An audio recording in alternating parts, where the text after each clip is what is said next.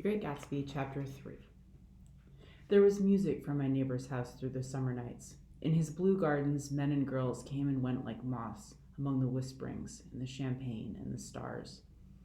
At high tide in the afternoon, I watched his guests diving from the tower of his raft, or taking the sun on the hot sand of his beach, while his two motorboats slit the waters of the Sound, drawing aquaplanes over cataracts of foam. On weekends, his Rolls-Royce became an omnibus, bearing parties to and from the city between 9 in the morning and long past midnight, while his station wagon scampered like a brisk yellow bug to meet all trains. And on Mondays, 8 servants, including an extra gardener, toiled all day with mops and scrubbing brushes and hammers and garden shears, repairing the ravages of the night before. Every Friday, 5 crates of oranges and lemons arrived from a fruiterer in New York. Every Monday, these same oranges and lemons left his back door in a pyramid of pulpless halves. There was a machine in the kitchen which could extract the juice of 200 oranges in half an hour if a little button was pressed 200 times by a butler's thumb. At least once a fortnight, a corps of caterers came down with several hundred feet of canvas and enough colored lights to make a Christmas tree of Gatsby's enormous garden. On buffet tables, garnished with glistening hors d'oeuvres, spiced baked hams crowded against salads of harlequin designs and pastry pigs and turkeys bewitched to a dark gold. In the main hall, a bar with a real brass rail was set up, and stocked with gins and liquors and with cordials so long forgotten that most of his female guests were too young to know one from the other. By 7 o'clock, the orchestra had arrived. No thin 5-piece affair, but a whole pitful of oboes and trombones and saxophones and violins and cornets and piccolos and low and high drums. The last swimmers have come in from the beach now and are dressing upstairs. The cars from New York are parked 5 deep in the drive, and already the halls and salons and verandas are gaudy with primary colors, and hair shorn in strange new ways, and shawls beyond the dreams of Castile. The bar is in full swing, and floating rounds of cocktails permeate the garden outside until the air is alive with chatter and laughter, and casual innuendo and introductions forgotten on the spot, and enthusiastic meetings between women who never knew each other's names. The lights grow brighter as the earth lurches away from the sun, and now the orchestra is playing yellow cocktail music, and the opera of voices pitches a key higher. Laughter is easier minute by minute, spilled with prodigality, tipped out at a cheerful word. The groups change more swiftly, swell with new arrivals, dissolve, and form in the same breath. Already there are wanderers, confident girls, who weave here and there among the stouter and more stable, become for a sharp, joyous moment the center of a group, and then, excited with triumph, glide on through the sea change of faces and voices and color under the constantly changing light. Suddenly, one of these gypsies, in trembling opal, seizes a cocktail out of the air, dumps it down for courage, and moving her hands like fresco, dances out alone on the canvas platform. A momentary hush. The orchestra leader varies his rhythm obligingly for her, and there is a burst of chatter as the erroneous news goes around that she is Gilda Gray's understudy from the Follies. The party has begun. I believe that on the first night I went to Gatsby's house, I was one of the few guests who had actually been invited. People were not invited. They went there. They got into automobiles which bore them out to Long Island, and somehow they ended up at Gatsby's door. Once they were introduced by somebody who knew Gatsby, and after that they conducted themselves according to the rules of behavior associated with an amusement park. Sometimes they came and went without having met Gatsby at all, came for the party with a simplicity of heart that was its own ticket of admission. I had been actually invited. A chauffeur in a uniform of robin's egg blue crossed my lawn early that Saturday morning with a surprisingly formal note from his employer. The honor would be entirely Gatsby's, it said, if I would attend his little party that night. He had seen me several times and had intended to call on me long before, but a peculiar combination of circumstances had prevented it. Signed, J. Gatsby, in a majestic hand. Dressed up in white flannels, I went over to his lawn a little after 7 and wandered around rather ill at ease among swirls and eddies of people I didn't know, though here and there was a face I had noticed on the commuting train. I was immediately struck by the number of young Englishmen dotted about, all well-dressed, all looking a little hungry, and all talking in low, earnest voices to solid and preposterous Americans. I was sure that they were selling something. bonds or insurance or automobiles. They were at least agonizingly aware of the easy money in the vicinity and convinced that it was theirs for a few words in the right key. As soon as I arrived, I made an attempt to find my host, but the 2 or 3 people of whom I asked his whereabouts stared at me in such an amazed way and denied so vehemently any knowledge of his movements that I slunk off in the direction of the cocktail table, the only place in the garden where a single man could linger without looking purposeless and alone. I was on my way to get roaring drunk from sheer embarrassment when Jordan Baker came out of the house and stood at the head of the marble steps, leaning a little backward and looking with contemptuous interest down into the garden. Welcome or not, I found it necessary to attach myself to someone before I should begin to address cordial remarks to the passers-by. "Hello!" I roared, advancing toward her. My voice seemed unnaturally loud across the garden.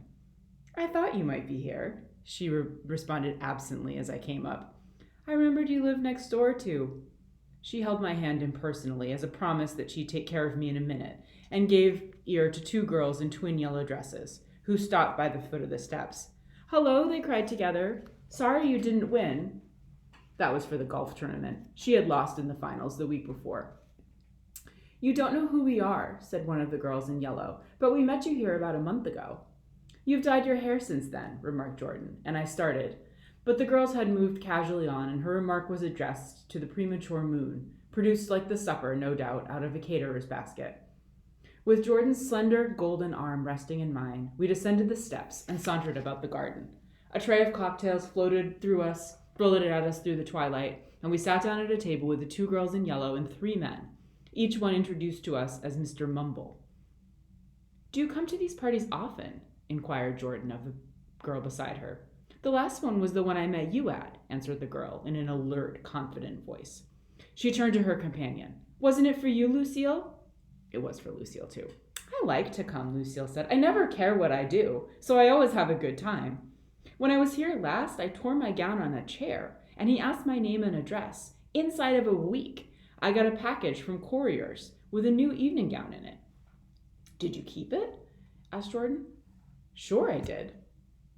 I was going to wear it tonight, but it was too big in the bust and had to be altered.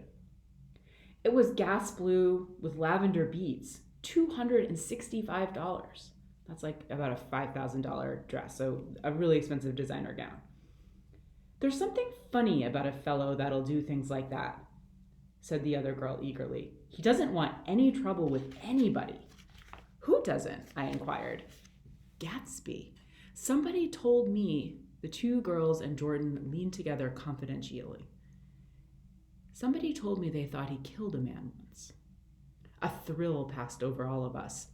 The 3 Mr. Mumbles bent forward and listened eagerly. "I don't think it's so much that," argued Lucille skeptically.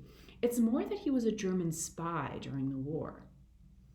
One of the men nodded in confirmation. "I heard that from a man who knew all about him, grew up with him in Germany," he assured us positively. "Oh no," said the first girl, "it couldn't be that, because he was in the American army during the war." As our credulity switched back to her, she leaned forward with enthusiasm. "You look at him sometimes when he thinks nobody's looking at him. I bet he killed a man." She had narrowed her eyes and shivered. Lucille shivered. We all turned around and looked for Gatsby. It was testimony to the romantic speculation he inspired that there were whispers about him from those who had found little that it was necessary to whisper about in this world. The first supper, there would be another one after midnight, was now being served, and Jordan invited me to join her own party, who were spread around a table on the other side of the garden. There were 3 married couples and Jordan's escort, a persistent undergraduate given to violent innuendo and obviously under the impression that sooner or later Jordan was going to yield him up, her person, to a greater or lesser degree. So at this time, Jordan, as a single woman, would not have been attending a party by herself. So she has this escort who's supposed to be keeping her polite, but he is, he's trying it himself. Instead of rambling, this party had preserved a dignified homogeneity and assumed to itself the function of representing the staid nobility of the countryside. East Egg condescending to West Egg and carefully on guard against its spectroscopic gaiety. Let's get out, whispered Jordan, after somehow a wasteful and inappropriate half hour. This is too much polite for me. We got up, and she explained that we were going to find the host. I had never met him, she said, and it was making me uneasy. The undergraduate nodded in a cynical, melancholy way. The bar, where we glanced first, was crowded, but Gatsby was not there. She couldn't find him from the top of the steps, and he wasn't on the veranda. On a chance, we tried an important-looking door and walked into a high Gothic library, paneled with carved English oak and probably transported complete from some ruin overseas. A stout middle-aged man with enormous owl-eyed spectacles was sitting somewhat drunk on the edge of a great table, staring with uneasy concentration at the shelves of the books. As we entered, he wheeled excitedly around and examined Jordan from head to foot. "What do you think?" he demanded impetuously. "About what?" He waved his hand toward the bookshelves. "About that! As a matter of fact, you needn't bother to ascertain. I ascertained. They're real."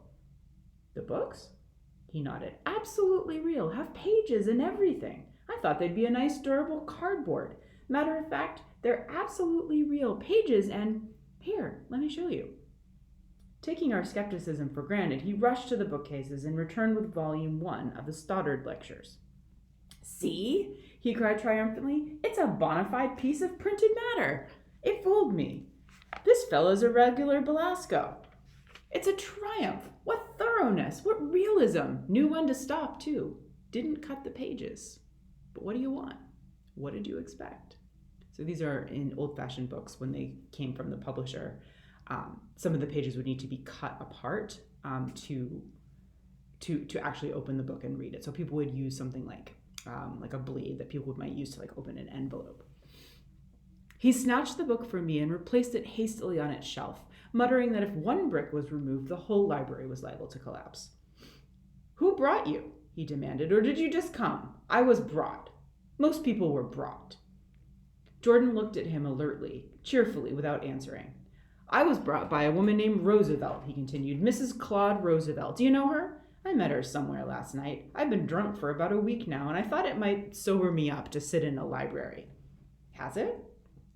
"A little bit, I think. I can't tell yet. I've only been in here an hour. Did I tell you about the books? They're real. You told us." We shook hands with him gravely and went back outdoors. There was dancing now on the canvas in the garden, old men pushing young girls backward in eternal graceless circles, superior couples holding each other tortuously, fashionably, and keeping in the corners, and a great number of single girls dancing individualistically or relieving the orchestra for a moment of the burden of the banjo or the traps. By midnight, the hilarity had increased. A celebrated tenor had sung in Italian, and a notorious contralto had sung in jazz, and between the numbers of people doing stunts all over the garden, while happy, vacuous bursts of laughter rose toward the summer sky. A pair of stage twins, who turned out to be the girls in yellow, did a baby act in costume, and champagne was served in glasses bigger than finger bowls. The moon had risen higher, and floating in the sound was a triangle of silver scales, trembling a little to the stiff, tinny drip of the banjos on the lawn. I was still with Jordan Baker. We were sitting at a table with a man of about my age and a rowdy little girl, who gave way upon the slightest provocation to uncontrollable laughter. I was enjoying myself now. I had taken 2 finger bowls of champagne, and the scene had changed before my eyes into something significant, elemental, and profound. At a lull in the entertainment, the man looked at me and smiled. "Your face is familiar," he said politely. "Weren't you in the 3rd Division during the war?" "Why, yes. I was in the 9th Machine Gun Battalion." "I was in the 7th Infantry until June 1918. I knew I'd seen you somewhere before." We talked for a moment about some wet, gray little villages in France. Evidently he lived in this vicinity, for he told me that he had just bought a hydroplane and was going to try it out in the morning. "Want to go with me, old sport? Just near the shore along the Sound? Just near the shore along the Sound?" "What time?" "Any time that suits you best." It was on the tip of my tongue to ask his name when Jordan looked around and smiled. "Having a gay time now?" she inquired. "Much better." I turned again to my new acquaintance. "This is an unusual party for me. I haven't even seen the host. I live over there." I waved my hand at the invisible hedge in the distance. And this man Gatsby sent over his chauffeur with an invitation. For a moment he looked at me as if he failed to understand. I'm Gatsby, he said suddenly. What? I exclaimed. Oh, I beg your pardon. I thought you knew, old sport. I'm afraid I'm not a very good host. He smiled understandingly, much more than understandingly. It was one of those rare smiles with a quality of eternal reassurance in it, which you may come across 4 or 5 times in life.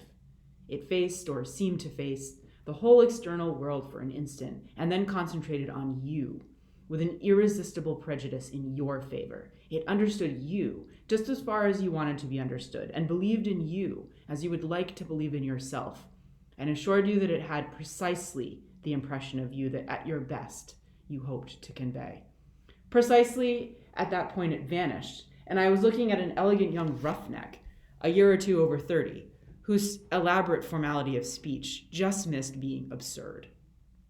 Sometime before he introduced himself, I got a strong impression that he was picking his words with care. Almost at the moment when Mr. Gatsby identified himself, a butler hurried toward him with the information that Chicago was calling him on the wire. He excused himself with a small bow that included each of us in turn. If you want anything, just ask for it, old sport, he urged me. Excuse me, I will rejoin you later.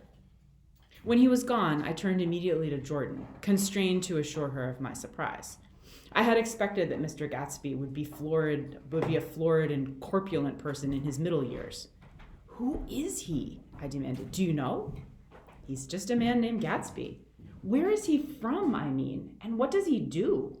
Now you're started on the subject, she answered with a wan smile. Well, he told me once he was an Oxford man. A dim background started to take shape behind him, but at her next remark it faded away. However, I don't believe it. Why not? I don't know, she insisted. I just don't think he went there. Something in her tone reminded me of the other girls' I think he killed a man, and it had the effect of stimulating my curiosity. I would have accepted without question the information that Gatsby sprang from the swamps of Louisiana or from the Lower East Side of New York. That was comprehensible, but young men didn't. At least in my provincial inexperience, I believed they didn't, drift coolly out of nowhere and buy a palace on Long Island Sound. Anyhow, he gives large parties, said Jordan, changing the subject with an urban distaste for the concrete. And I like large parties. They're so intimate. At small parties, there isn't any privacy. There was the boom of a bass drum, and the voice of the orchestra leader rang out suddenly above the echolalia of the garden. Ladies and gentlemen, he cried, at the request of Mr. Gatsby, we are going to play for you Mr. Vladimir Tostof's latest work, which attracted so much attention at Carnegie Hall last May. If you read the papers, you know that there was a big sensation. He smiled with jovial condescension and added, some sensation, whereupon everybody laughed. This piece is known, he concluded lustily, as Vladimir Tostof's Jazz History of the World. The nature of Mr. Tostof's composition eluded me, because just as it began, my eyes fell on Gatsby, standing alone on the marble steps and looking from one group to another with approving eyes. His tan skin was drawn attractively tight on his face, and his short hair looked as though it were trimmed every day. I could see nothing sinister about him. I wondered if the fact that he was not drinking helped to set him off from his guests, for it seemed to me that he grew more correct as the fraternal hilarity increased. When the Jazz History of the World was over, girls were putting their heads on men's shoulders in a puppyish, convivial way. Girls were swooning backward playfully into men's arms, even into groups, knowing that someone would arrest their falls. But no one swooned backward on Gatsby, and no French bob touched Gatsby's shoulder, and no singing quartets were formed with Gatsby's head for one link. I beg your pardon. Gatsby's butler was suddenly standing between us. Miss Baker? He inquired. I beg your pardon, but Mr. Gatsby would like to speak to you alone. With me? She exclaimed in surprise. Yes, madam. She got up slowly, raising her eyebrows at me in astonishment, and followed the butler toward the house. I noticed that she wore her evening dress, all her dresses, like sports clothes. There was a jauntiness about her movements, as if she had first learned to walk upon golf courses on clean, crisp mornings. I was alone, and it was almost 2. For some time, confused and intriguing sounds had issued from a long, many-windowed room which overhung the terrace.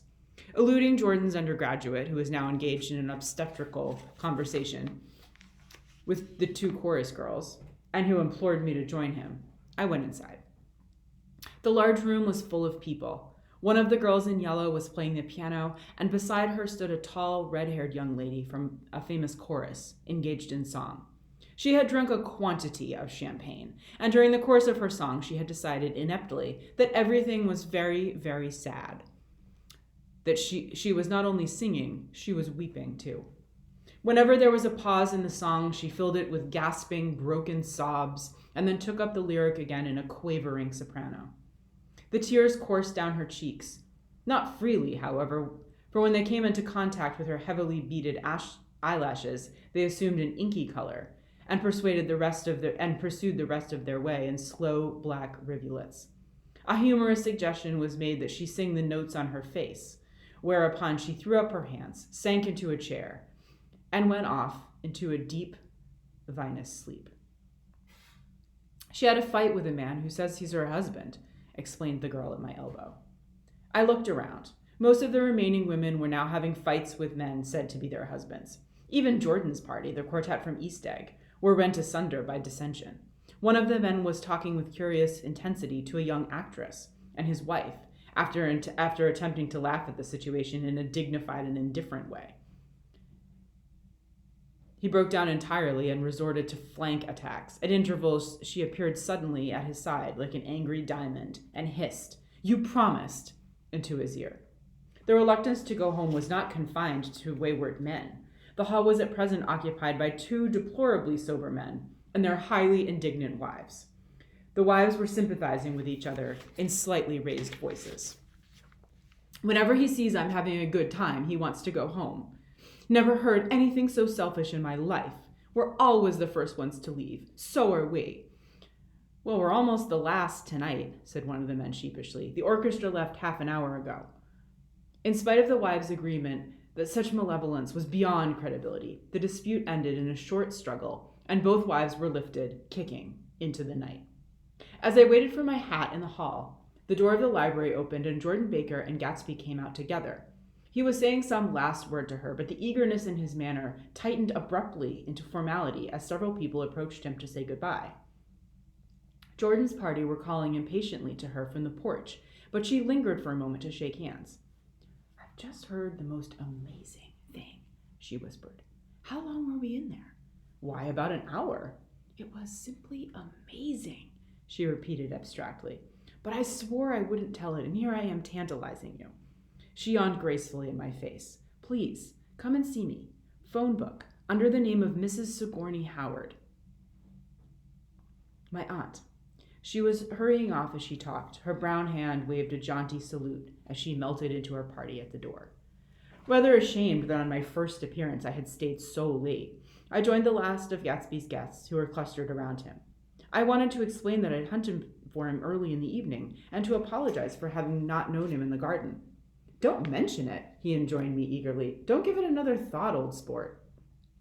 The familiar expression held no more familiarity than the hand which reassuringly brushed my shoulder.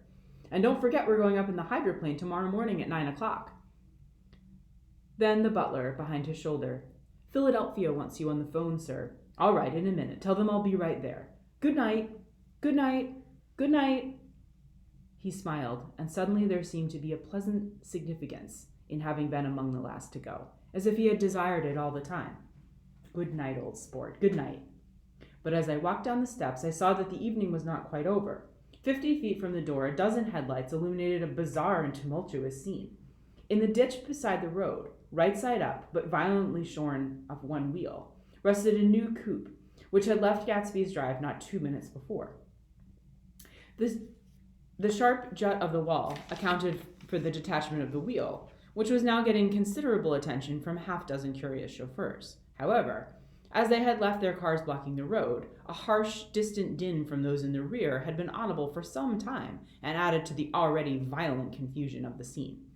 A man in a long duster had dismounted from the wreck and now stood in the middle of the road, looking from the car to the tire, and from the tire to the observers in a pleasant, puzzled way. See, he explained, it went in the ditch. The fact that was infinitely astonishing to him, and I recognized first the usual quality of wonder, and then the man. It was the late patron of Gatsby's library. How did it happen? He shrugged his shoulders. I know nothing whatever about mechanics, he said decisively. But how did it happen? Did you run into the wall? Don't ask me, said Owl Eyes, washing his hands of the whole matter. I know very little about driving, next to nothing. It happened, and that's all I know. Well, if you're a poor driver, you oughtn't to try driving at night. But I wasn't even trying, he explained indignantly. I wasn't even trying. An odd hush fell upon the bystanders. Do you want to commit suicide? You're lucky it was just a wheel, a bad driver, and not even trying? You don't understand, explained the criminal. I wasn't driving. There's another man in the car. The shock that followed this declaration found voice in a sustained ah as the door of the coupe swung slowly open. The crowd, and it was now a crowd, stepped back involuntarily, and when the door had opened wide, there was a ghostly pause. Then, very gradually, part by part, a pale, dangling individual stepped out of the wreck, pawing tentatively at the ground with a large, uncertain dancing shoe. Blinded by the glare of the headlights and confused by the incessant groaning of the horns, the apparition stood swaying for a moment before he perceived the man in the duster. What's the matter? He inquired calmly. Did we run out of gas? Look. Half a dozen fingers pointed at the amputated wheel. He stared at it for a moment and then looked upward as though he suspected that it had dropped from the sky. It came off, someone explained. He nodded. At first, I didn't notice we'd stopped. A pause, then taking a long breath and straightening his shoulders, he remarked in a determined voice, Wonder if anybody would tell me where there's a gasoline station? At least a dozen men, some of them a little better off than he was, explained to him that wheel and car were no longer joined by any physical bond. Back out, he suggested after a moment. Put her in reverse. But the wheel's off. He hesitated. No harm in trying, he said. The counterwalling horns had reached a crescendo, and I turned away and cut across the lawn toward home.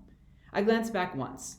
A wafer of a moon was shining over Gatsby's house, making the night fine as before, and surviving the laughter and the sound of his still glowing garden.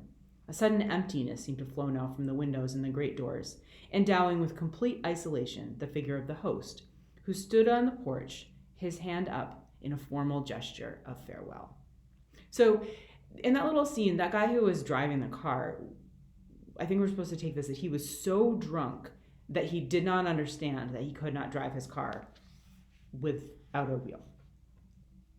Reading over what I have written so far, I see I have given the impression that the events of 3 nights several weeks apart were all that absorbed me. On the contrary, they were merely casual events in a crowded summer, and, until much later, they absorbed me infinitely less than my personal affairs. Most of the time I worked. In the early morning, the sun threw my shadow westward as I hurried down the white chasms of lower New York to the Probity Trust. I knew the other clerks and young bond salesmen by their first names and lunched with them in the dark, crowded restaurants on little pig sausages and mashed potatoes and coffee. I even had a short affair with a girl who lived in Jersey City and worked in the accounting department. But her brother began throwing mean looks in my direction. So when she went on her vacation in July, I let it blow quietly away. I usually took dinner at the Yale Club. For some reason, it was the gloomiest event of my day. And then I went upstairs to the library and studied investments and securities for a conscientious hour. There were generally a few rioters around, but they never came into the library, so it was a good place to work. After that, if the night was mellow, I strolled down Madison Avenue, past the old Murray Hill Hotel, and over 33rd Street to the Pennsylvania Station. I began to like New York, the racy, adventurous feel of it at night, and the satisfaction that the constant flicker of men and women and machines gives to the restless eye. I like to walk up Fifth Avenue and pick out romantic women from the crowd and imagine that in a few minutes I was going to enter their lives, and no one would ever know or disapprove.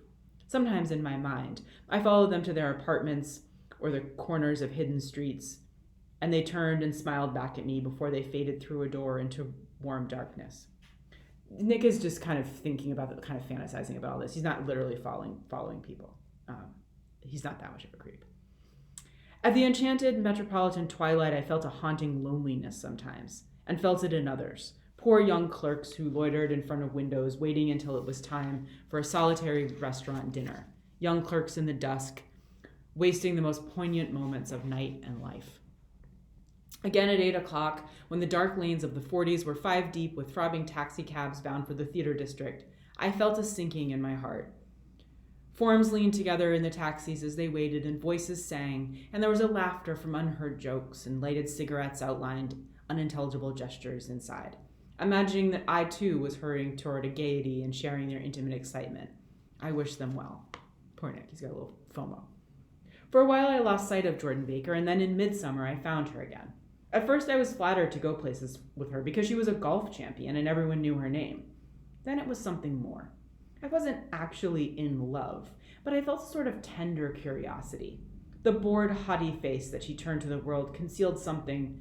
Most affectations conceal something eventually, even though they don't in the beginning. And one day I found what it was. When we were on a house party together up in Warwick, she left a borrowed car out in the rain with the top down and then lied about it. And suddenly I remembered the story about her that had eluded me that night at Daisy's. At her first big golf tournament, there was a row that nearly reached the newspapers, a suggestion that she had moved her ball from a bad lie in the semi-formal round. The thing approached the proportions of a scandal, then died away. A caddy retracted his statement, and the only other witnesses admitted that he might have been mistaken. The incident and the name had remained together in my mind. Jordan Baker instinctively avoided clever, shrewd men, and now I saw that this was because she felt safer on a plane where any divergence from a code would be thought impossible. She was incurably dishonest. She wasn't able to endure being at a disadvantage, and given this unwillingness, I suppose she had begun dealing in subterfuges when she was very young in order to keep that cool, insolent smile turned to the world and yet satisfy the demands of her hard, jaunty body. It made no difference to me. Dishonesty in a woman is a thing you never blame deeply. I was casually sorry, and then I forgot. It was on that same house party that we had a curious conversation about driving a car. It started because she passed so close to some workman that our fender flicked a button on one man's coat. "You're a rotten driver," I protested. "Either you ought to be more careful or you oughtn't to drive at all." "I am careful." "No, you're not." "Well, other people are," she said lightly. "What's that got to do with it?" "They'll keep out of my way," she insisted. "It takes 2 to make an accident." "Suppose you met somebody just as careless as yourself." "I hope I never will," she answered. "I hate careless people. That's why I like you." Her gray, sun-strained eyes stared straight ahead, but she had deliberately shifted our relations, and for a moment, I thought I loved her. But I am slow-thinking and full of interior rules that act as brakes on my desires, and I knew that first I had to get myself definitely out of that tangle back home. I've been writing letters once a week and signing them, "Love, Nick," and all I could think of was how, when that certain girl played tennis, a faint mustache of perspiration appeared on her upper lip. Nevertheless, there was a vague understanding that it had to be tactfully broken off before I was free. Everyone suspects himself of at least one of the cardinal virtues, and this is mine. I am one of the few honest people that I have ever known.